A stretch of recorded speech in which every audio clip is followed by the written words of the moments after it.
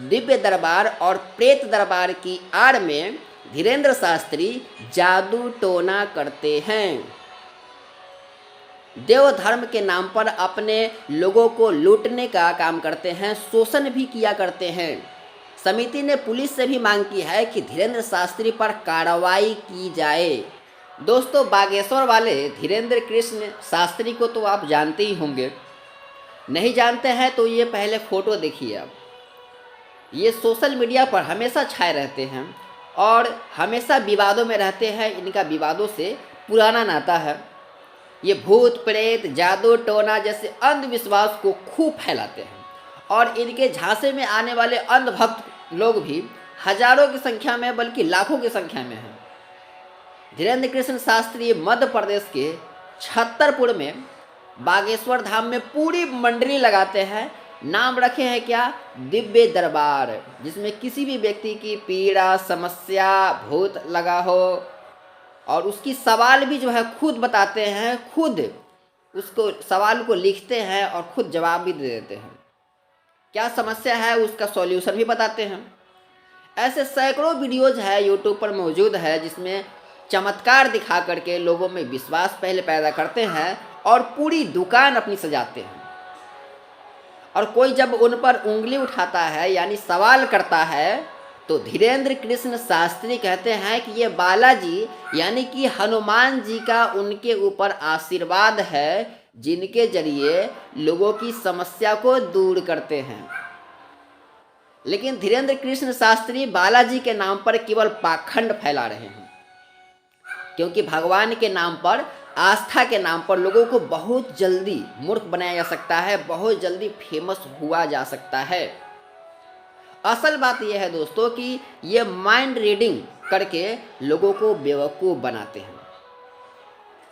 लेकिन इससे ज़्यादा ये विवाद खड़ा चर्चा में तब रहते हैं जब आए दिन ये विवादित बयान देते हैं उल्टा सीधा।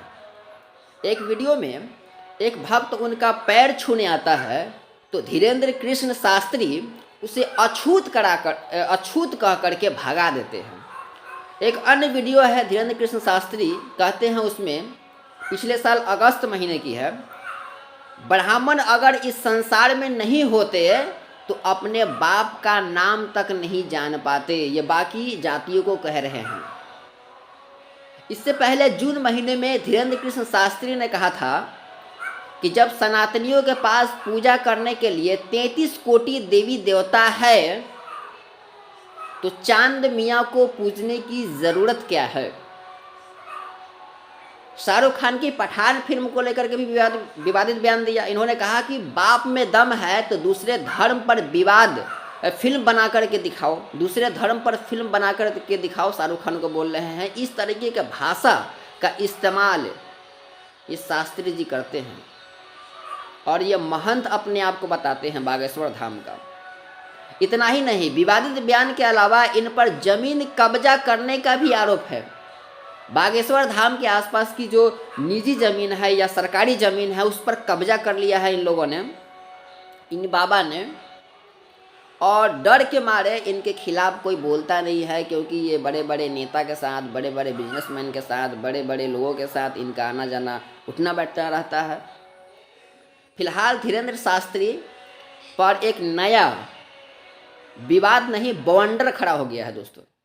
जिस अंधविश्वास से ये इतना चमके हैं ना, उसी अंधविश्वास को लेकर के अब फंसते हुए दिख रहे हैं। अब उनकी झूठ पकड़ी गई है, इसलिए अब जगह जगह मीडिया में सफाई देते फिर रहे हैं, बचते फिर रहे हैं। लेकिन झूठ का न कोई हाथ पैर नहीं होता है, ये बस उड़ता रहता है। लेकिन झूठ के सहारे धीरेन्द्र कृष्ण शास्त्री कब तक उड़ेंगे? ये अपने आप को संत बताते हैं और इनकी भाषा ऐसी है कि कोई सड़क छाप भी न बोले। हमारे सनातन धर्म में ना बाबा लोग हमेशा संयमी होते हैं। कोई गुस्सा भी दिला दे तो वो बड़े उच्च कोटि के उनके विचार होते हैं, बड़े प्यार से बात करते हैं। लेकिन धीरेन्द्र कृष्ण शास्त्री अपने उदंडता दिखा करके, सनातन धर्म का मजाक बना करके छोड़ दिए हुए हैं। अभी हालिया उनका एक विवाद आया है अंधविश्वास और जादू टोना फैलाने के आरोप में। महाराष्ट्र के नागपुर में एक श्री राम चरित्र चर्चा आयोजित की गई थी महाराष्ट्र के नागपुर में। ये 13 जनवरी तक चलनी थी, लेकिन कार्यक्रम को 2 दिन पहले यानी कि 11 जनवरी को ही संपन्न कर दिया, पूरा ख़त्म कर दिया और भाग खड़े हुए।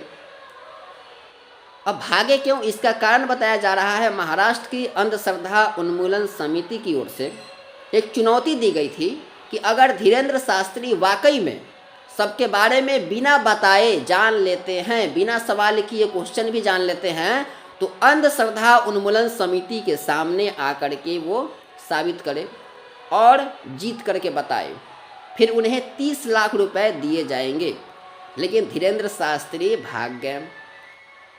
उसके बाद क्या हुआ, अंधविश्वास और जादू टोना फैलाने का आरोप उन पर लगा। समिति के मुताबिक दिव्य दरबार और प्रेत दरबार की आड़ में धीरेन्द्र शास्त्री जादू टोना करते हैं, देव धर्म के नाम पर अपने लोगों को लूटने का काम करते हैं, शोषण भी किया करते हैं। समिति ने पुलिस से भी मांग की है कि धीरेन्द्र शास्त्री पर कार्रवाई की जाए। कहा गया है कि इसी वजह से धीरेन्द्र शास्त्री कार्यक्रम छोड़ करके नागपुर वाला 2 दिन पहले ही बोरिया बिस्तर समेट करके भाग खड़े हुए। और जब ये बात पता चली समर्थकों को कि यहाँ पर यानी कि महाराष्ट्र में अंधश्रद्धा विरोधी एक कानून है, उसमें उनकी गिरफ्तारी हो सकती है और जमानत नहीं मिलेगी इससे, इसलिए बाबा ने पहले ही पैकअप कर लिया और वहाँ से भाग खड़े हुए। इसके बाद वह विवाद शुरू हो गया। करीब 1 हफ्ते तक चुप रहे शास्त्री और उसके बाद जो है वह अब बयान दिए हैं, लेकिन फिर गलत बयान दे दिया। उन्होंने कहा हाथी चले बाजार, कुत्ता भूखे हजार, जिसके बाद उनकी भाषा को लेकर के फिर से विवाद हो गया है।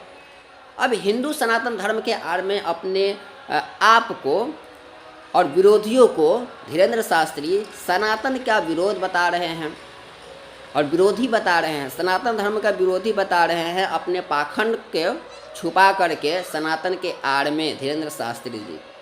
दोस्तों, मेरा आपसे एक अनुरोध है कि साइंस जो है वह भूत प्रेत को, जादू टोना को नहीं मानती है, डॉक्टर भी नहीं मानते हैं, लेकिन समाज में जो कम पढ़े लिखे लोग हैं, जो वह इलाज कराने के लिए उनके पास पैसे नहीं हैं, वो कुछ समाज के लोगों की बातें मान करके और वो चले जाते हैं ऐसे बाबाओं के पास, और फिर उनके साथ जो है वह क्या होता है सब लोगों को पता है।